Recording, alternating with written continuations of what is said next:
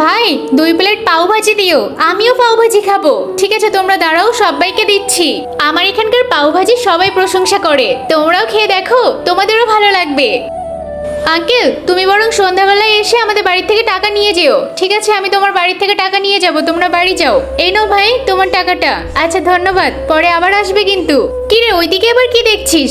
বাবা আমি পাও ভাজি খাবো। আরে তুইও না সব কিছু নিয়ে বায়না করিস। ঠিক আছে চল, খেতে যখন চাইছিস তোর জন্য 1 প্লেট করে দিই। ভাই আমার ছেলেকে 1 প্লেট পাও ভাজি দিও। হ্যাঁ ভাই এক্ষুনি দিচ্ছি।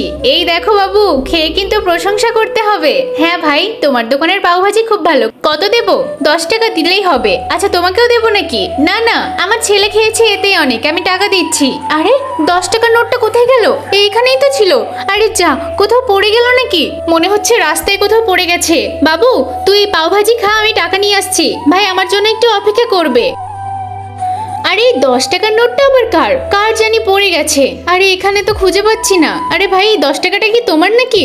হ্যাঁ হ্যাঁ ওই 10 টাকাটা আমার। আরে ভাই 10 টাকা আবার এইভাবে কে খোঁজে? অনেক কষ্ট করে রোজগার করেছি তো তাই। এই যে ভাই, আরে ভাই তুমি আমার ছেলেকে বকছো কেন? এই নাও তোমার টাকা। এই বাবু বাড়ি চল।